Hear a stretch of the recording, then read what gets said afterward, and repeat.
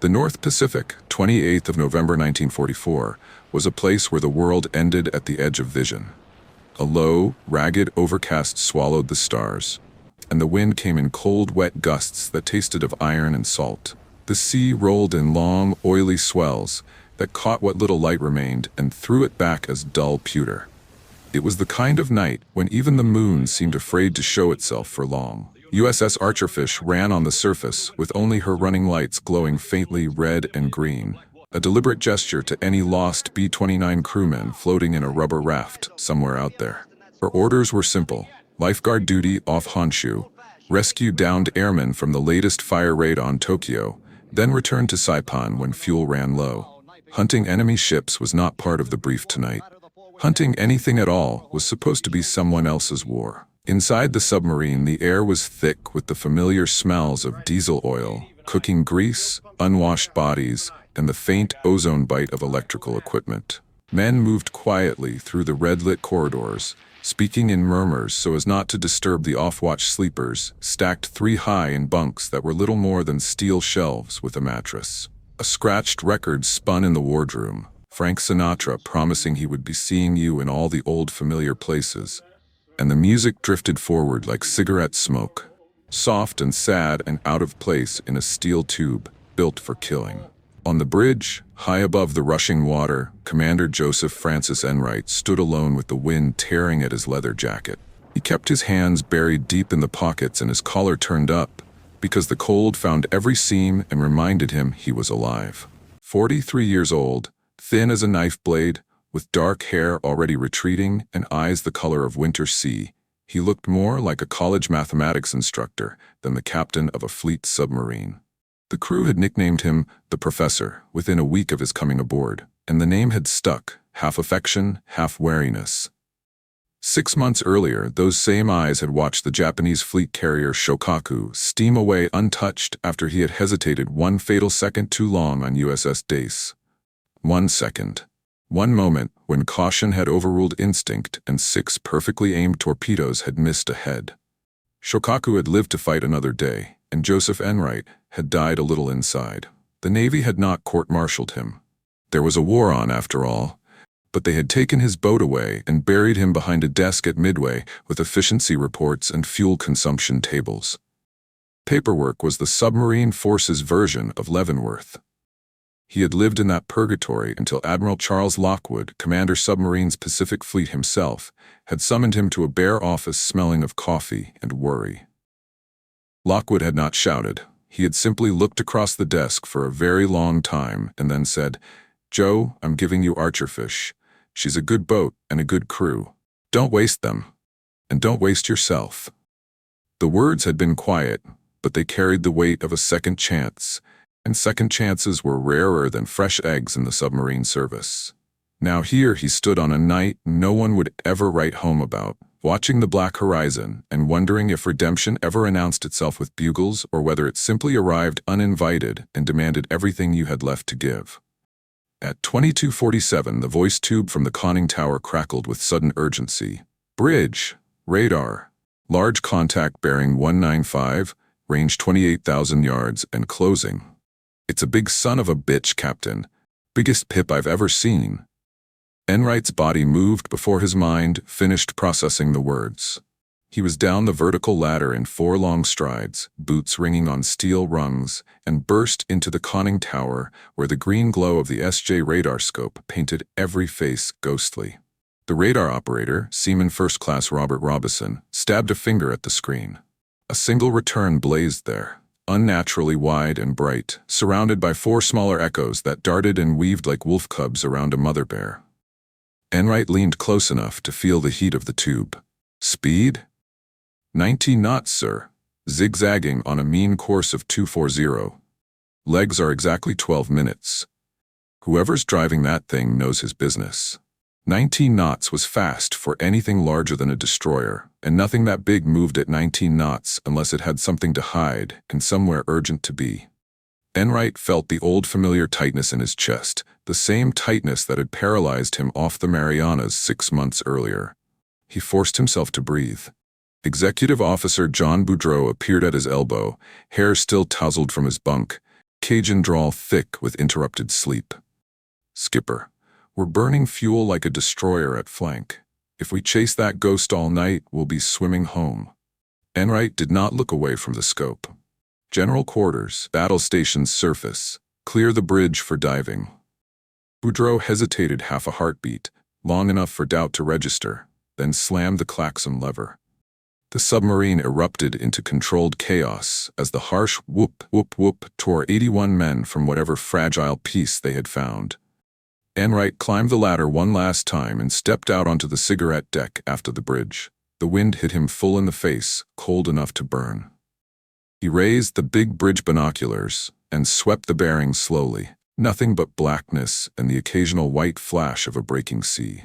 Then, as if the night itself decided to grant him one fleeting mercy, a rift opened in the cloud deck and a shaft of watery moonlight spilled across the water.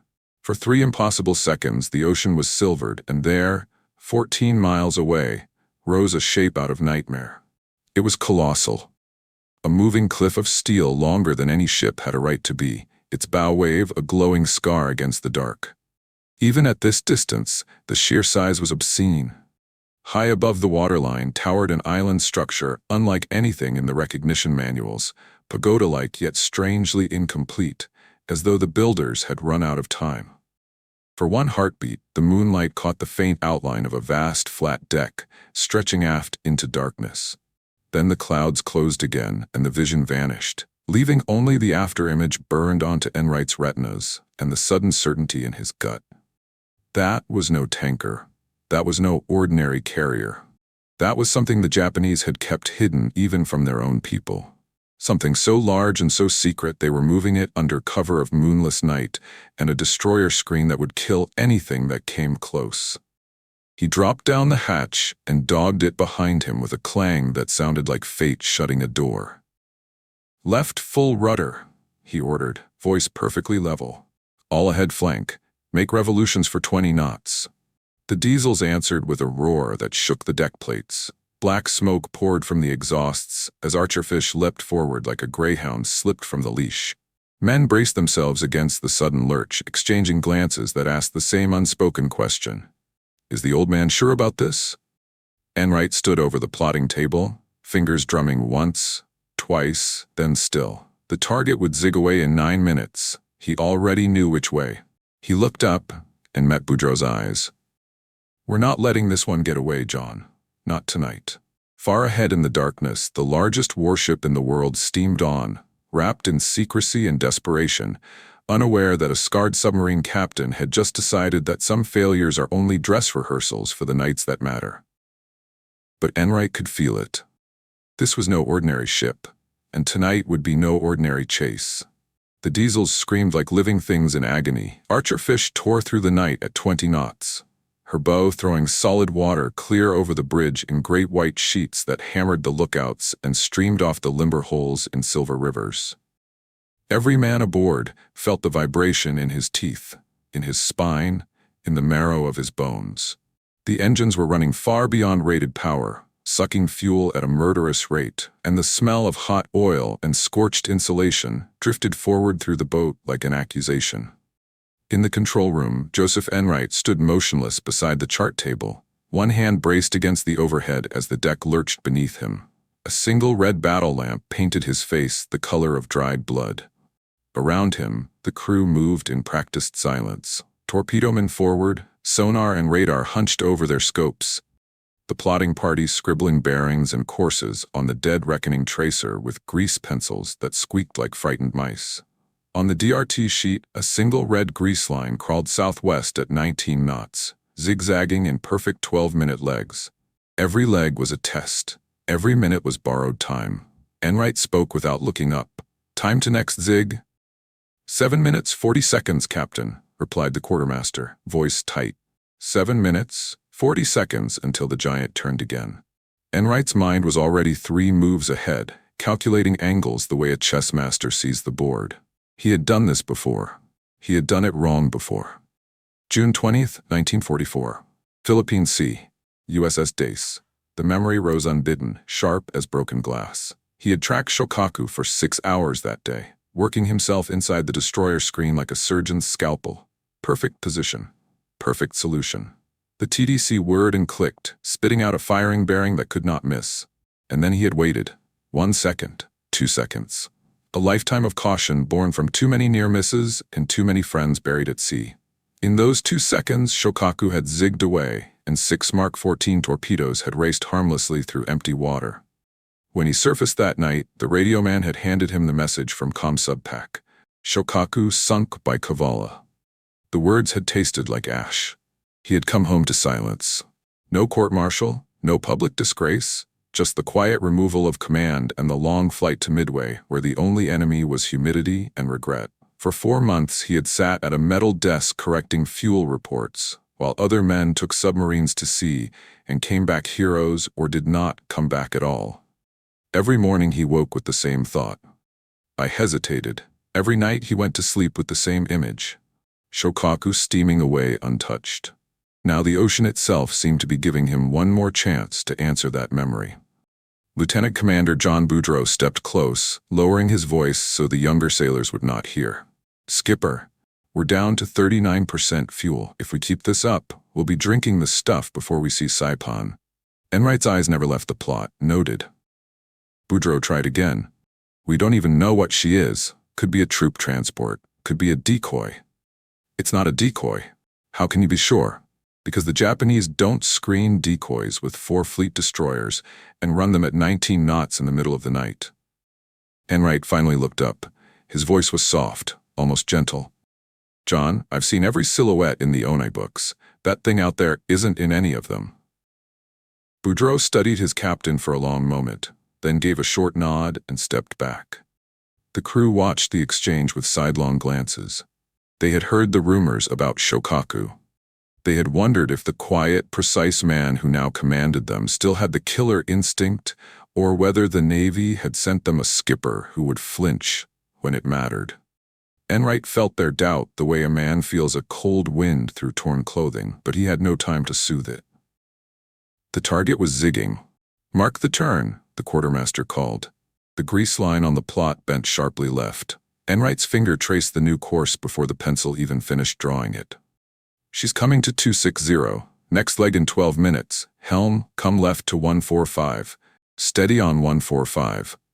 Archerfish heeled hard, diesels howling as she carved a tighter arc across the black water. The range was closing, 22,000 yards now, then 21. The destroyer screen was beginning to wake up to the pursuit. One of the escorts suddenly reversed course and began sweeping back along the giant's wake, searchlights stabbing the darkness like a white-hot needle. Sonar reported screws, fast screws, bearing down. Enright's order was instant. Clear the bridge, dive, dive, make your depth 60 feet. The klaxon bawled twice. Men hurled themselves down ladders. Valves spun. The deck tilted sharply bow down as 1,000 tons of seawater flooded the tanks. The searchlight swept overhead just as the bridge vanished beneath the waves, painting the sea a ghostly green for one heartbeat before the ocean swallowed Archerfish whole. Silence fell inside the boat, thick, electric silence, broken only by the soft click-click of valves and the nervous breathing of 81 men who knew the hunt had just become mortal. At periscope depth, Enright ordered the scope raised for one quick look. The night vision lens showed the destroyer's bow wave glowing with phosphorescence, close enough to count rivets. He lowered the scope without a word. They were inside the screen now, running submerged on batteries, closing the range one careful knot at a time. Forward in the conning tower, the torpedo data computer operator, Chief Torpedoman Bill Baker, looked up from his dials. Skipper, whatever she is, she's throwing a propeller beat like nothing I ever heard. 4 shafts, big and slow, battleship slow, but she's still making 19 on the surface. Enright only nodded. The pieces were falling together in his mind the way equations finally balance after hours of work. A hull big enough for battleship machinery, but with a flight deck. A carrier built on a battleship's bones. The Japanese had converted one of the Yamato-class hulls. Everyone knew they had a third sister ship hidden somewhere, and they had done it in absolute secrecy. 70,000 tons, maybe more. A floating airfield the size of a Manhattan Island, and they were moving her tonight because the B-29 raids were burning Tokyo to the ground, and they needed every airplane they could launch. Enright felt the old hesitation rise again, cold and familiar. "Report the contact and break off. Let the Wolfpack handle it. You've done enough." But the voice was weaker now, drowned out by something harder. He turned to the crew packed around him in the red-lit chamber. "Listen up. That ship out there is the biggest thing afloat. If we let her reach the inland sea, she'll turn the air war against us into a slaughter. This is what we came to war for. We end her tonight." No cheers. Submariners don't cheer. But shoulders squared and eyes hardened, and that was enough. The chase resumed, slow, lethal, silent. Every 12 minutes the giant zigged, and every 12 minutes Enright predicted the new course before the plotting party finished drawing it. He wasn't guessing. He was calculating angles of escape, wind effect, even the slight current reported by the navigator. It was geometry played for mortal stakes.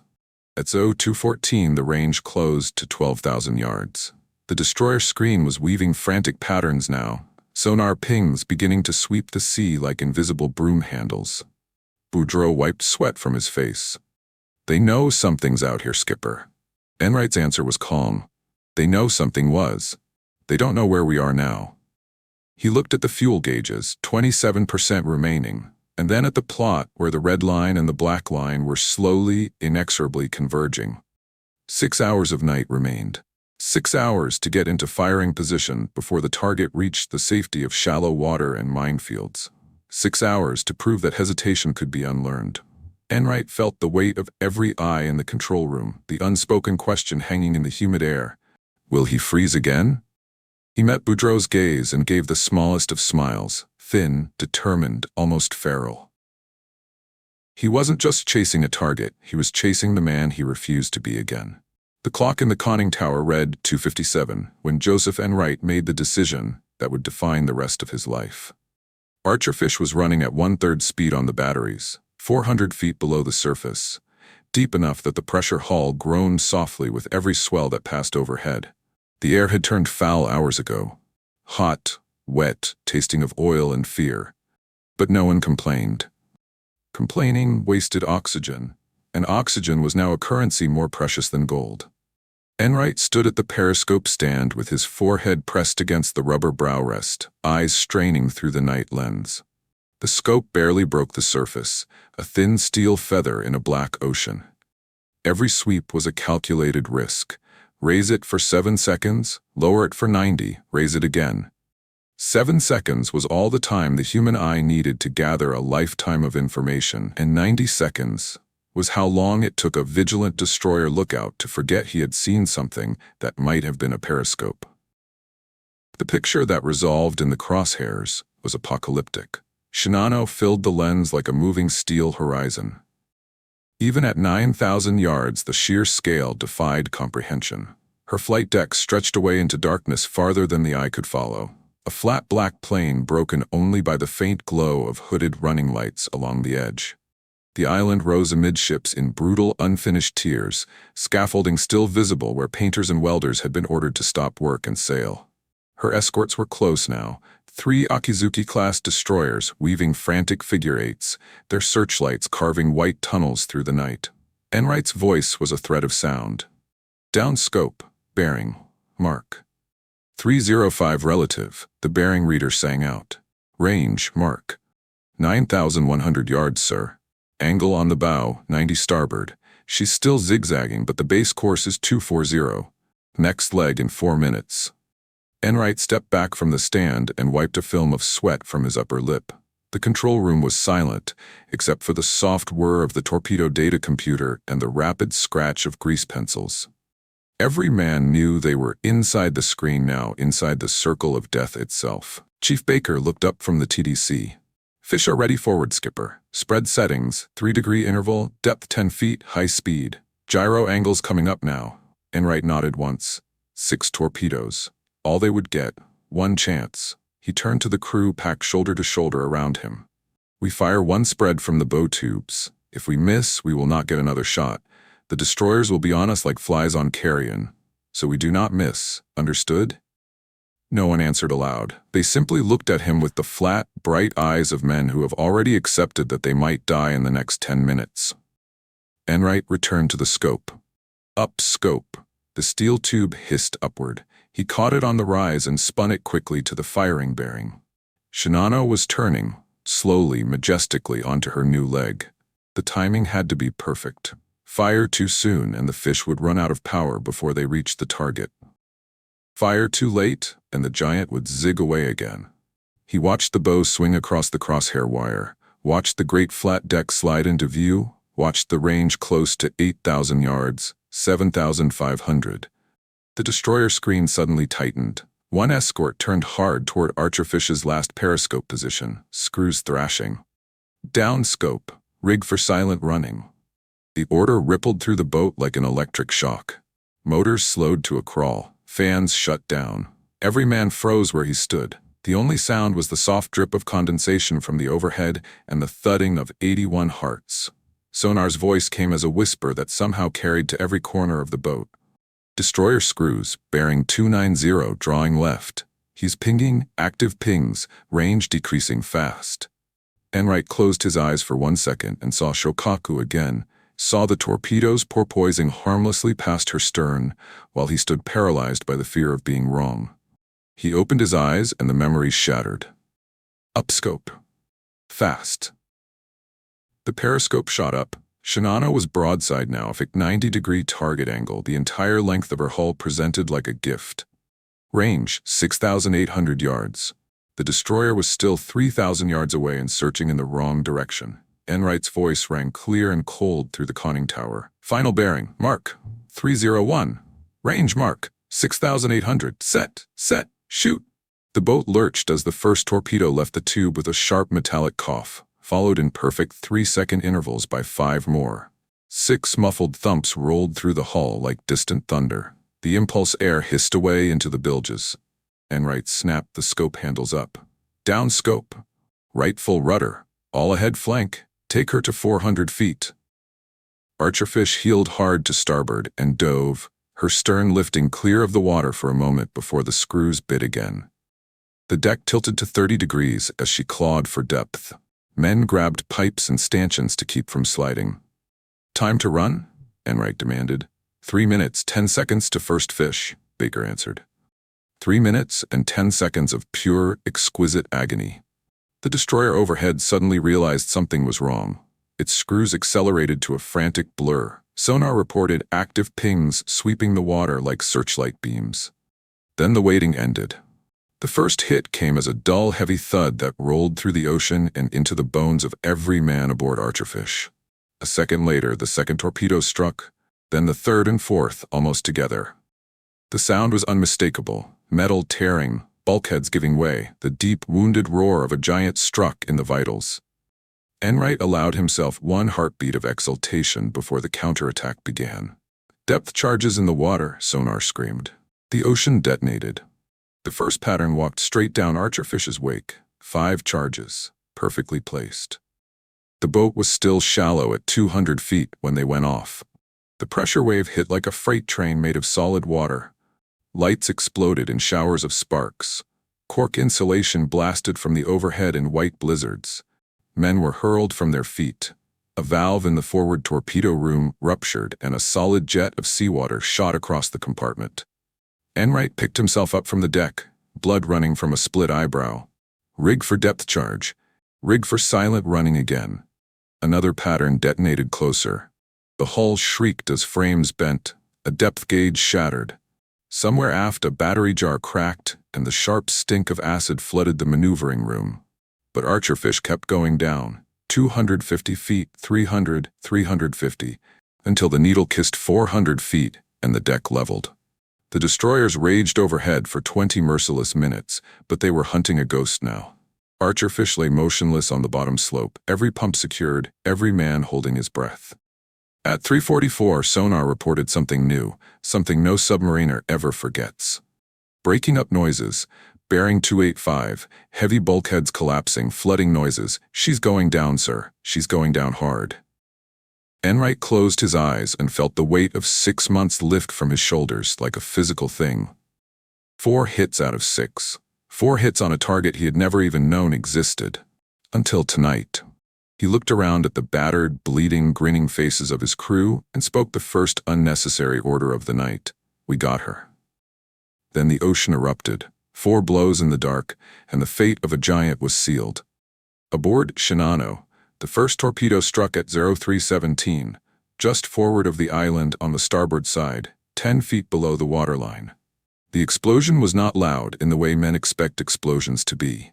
It was a dull, concussive cough that rippled the entire length of the 72,000-ton hull like a shudder passing through a sleeping titan. Lights flickered once and steadied. For one heartbeat, the great carrier seemed to ignore the insult entirely. Then the second and third torpedoes hit almost together, one under the forward elevator pit, the other just abaft the armored citadel. The fourth detonated against the starboard engine room.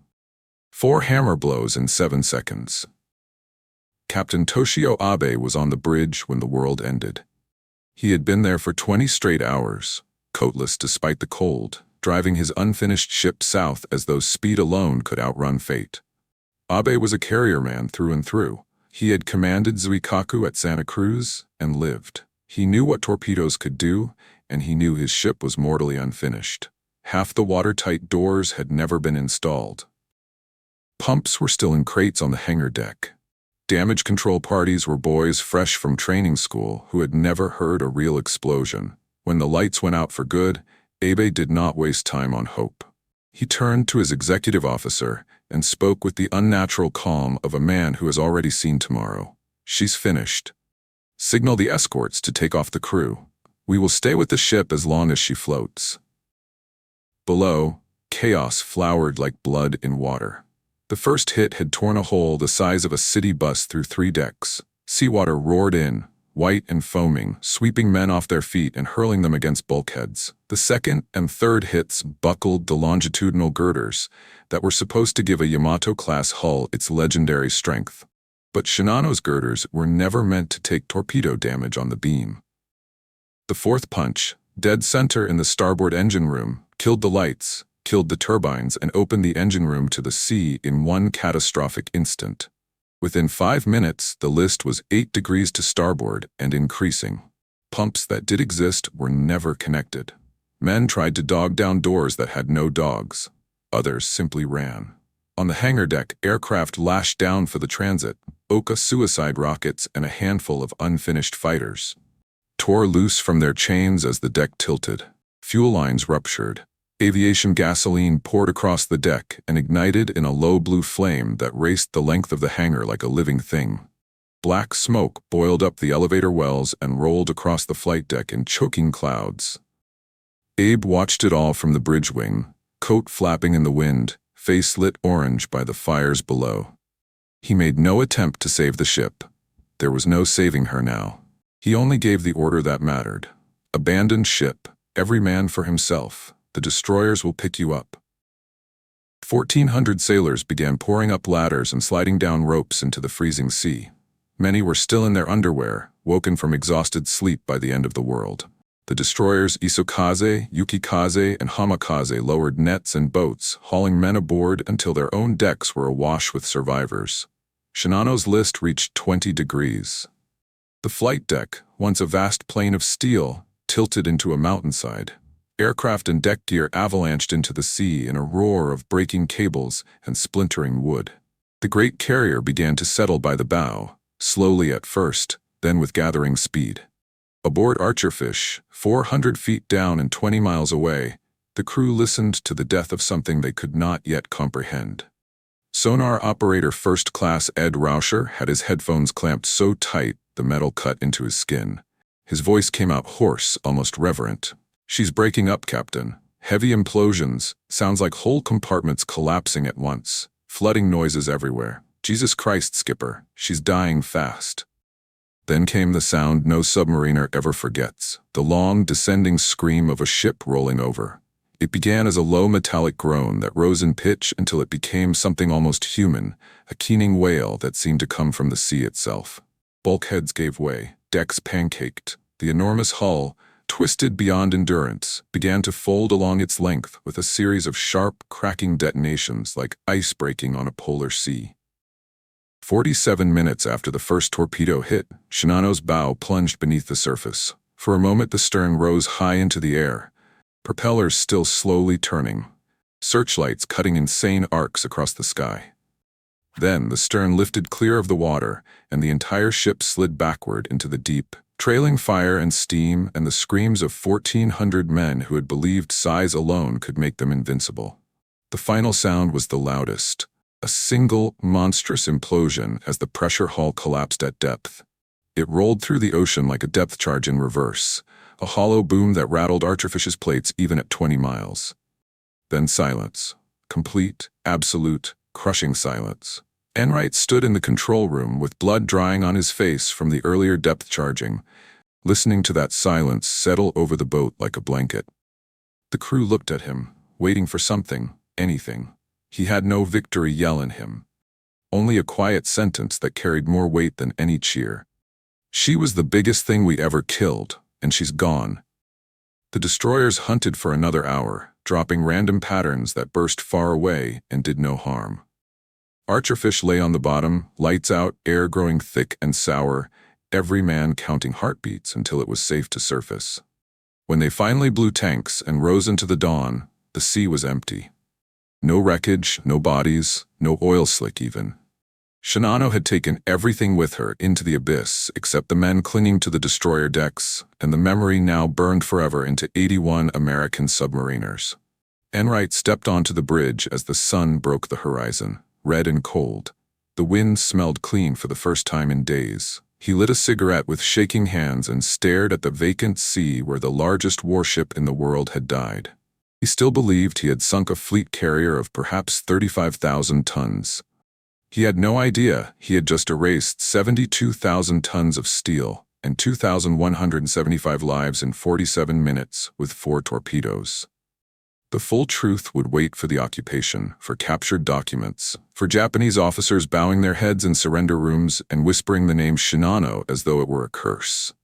But here, now, in the cold Pacific dawn, the only truth that mattered was simpler. Redemption had come wrapped in thunder, and it sounded exactly like a dying giant screaming all the way to the bottom. In the crushing silence of the deep, Archerfish heard the last breaths of the largest warship ever built. The war ended 9 months later, but for Joseph Enright, the night of November 29, 1944, never truly did. Archerfish returned to Pearl Harbor, to a hero's welcome that felt strangely hollow. The patrol report was straightforward. 1 large carrier sunk, tonnage estimated at 35,000, 4 torpedo hits confirmed by breaking up noises. Enright accepted the Navy Cross pinned to his chest, shook Admiral Lockwood's hand, and answered every question with the same quiet sentence, "We got lucky." The crew knew better. They had seen the size of that radar pip, heard the scale of those implosions. Whispers spread through the submarine base that Archerfish had sunk something far bigger than any fleet carrier in the Japanese Navy. Yet no confirmation came. Intelligence officers shrugged. The Japanese were not talking, and the ocean kept its secrets. Enright went home to Illinois, taught mathematics at a small college, and raised 3 children who never heard him speak of the war unless they asked twice. On quiet evenings, he would sit on the back porch with a cup of coffee gone cold, staring at nothing, listening for the distant groan of steel that only he could still hear. The truth finally surfaced in the autumn of 1945 in a dusty office in occupied Tokyo. American naval investigators pored over captured Imperial Japanese Navy records, translating page after page of meticulous logs. One file, marked top secret and sealed with the Emperor's chrysanthemum crest, told the story of Project No. 110, the 3rd Yamato-class battleship laid down in 1940, hastily converted into the world's largest aircraft carrier after the disaster at Midway. Displacement, 72,000 tons fully loaded. Length, 872 feet. Beam, 127 feet. Flight deck acreage enough to park an entire downtown city block. Her name was Shinano, after an ancient province, and she had been meant to turn the tide of the air war single-handedly. On the night of November 28th, she had sailed from Tokyo Bay with unfinished watertight doors, half-trained crew, and desperate orders to reach the safety of the inland sea before American bombers found her hiding place. She never made it. The translator, a young lieutenant junior grade, read the casualty list aloud. 2,175 officers and men lost, and then looked up at the room of silent American officers. "Gentlemen," he said, "one submarine just sank the largest warship in history." The news reached Enright by letter a week later. He read it once in his university office, folded it carefully, and walked outside into the crisp Illinois air. For the first time in a year he smiled. Small, private, unbreakable. Archerfish became legend overnight. Her battle flag sprouted a new embroidered silhouette. Not the standard aircraft carrier symbol, but a custom-drawn behemoth twice the size, with the proud inscription, Shinano, 72,000 tons. Sailors from every boat in the fleet came to stare at it hanging in the Pearl Harbor Officers Club. Old hands slapped the crew on the back and bought them beers they couldn't afford. The story spread through every wardroom in the Pacific. One Balao-class boat on a milk-run lifeguard patrol had stalked a giant for 6 hours, fired 6 torpedoes, scored 4 hits, and erased the pride of the Japanese Navy in 47 minutes. Enright was promoted to captain and offered any command he wanted. He chose none. He had already done what he came to do. Years turned into decades. Shinano's wreck was discovered in 1977 by a Japanese survey ship. Lying upside down in 14,000 feet of water, her enormous hull cracked open like a broken promise. Photographs showed the 4 torpedo holes exactly where Archerfish's fish had struck, the flight deck crumpled inward, the mighty propellers still locked in their final turn. Divers never reached her. The depth was too great. She remains there today, the deepest warship wreck on Earth. A silent cathedral of steel visited only by blind fish and the slow drift of silt. Enright lived to see the discovery. At 80 years old, he flew to Tokyo at the invitation of the Japanese Maritime Self-Defense Force. Former enemies shook his hand, bowed deeply, and presented him with a scale model of Shinano carved from hinoki wood. He accepted it with the same quiet grace he had shown that night in 1944, and when a young Japanese reporter asked how it felt to sink their greatest ship, he answered simply, "I was just doing my job. Your sailors were brave men. The sea took them, not me." He returned home and lived another 20 years, dying peacefully in 2009 at the age of 96. His obituary made the front page of naval newspapers around the world. Captain Joseph F. Enright, slayer of Shinano. Yet the real legacy is quieter, carried in the hearts of every submariner who ever went to sea feeling the weight of past mistakes. It is the knowledge that redemption is earned in the moments no one sees. 6 hours of freezing pursuit, 400 feet of crushing depth, 47 minutes of a giant screaming its way to the bottom. It is the understanding that courage does not always roar. Sometimes it waits in the dark, patient as geometry, precise as instinct, until the exact second when hesitation dies and history changes forever. Today, if you stand on the bridge of the USS Bowfin Museum submarine in Pearl Harbor, you can see Archerfish's original battle flag displayed under glass. Children press their noses to the case and ask why one symbol is so much bigger than the others. Docents tell them the story. One submarine, one captain seeking redemption, 1 minute of perfect fire that sank the largest warship ever lost to a submarine's torpedoes. And somewhere in the deep Pacific, 14,000 feet beneath a lonely patch of blue water south of Tokyo Bay, Shinano still rests upside down, her flight deck pointed toward the center of the Earth, a 72,000-ton reminder that even giants can fall to a single decisive strike delivered by a man who refused to fail twice. Redemption is earned in the moments no one sees. One calculated decision can change the fate of giants. Courage doesn't always roar, sometimes it waits in the dark. One submarine, one captain, 1 minute of fire, and history changed forever. If forgotten warriors deserve their stories told, subscribe for more untold World War II brilliance.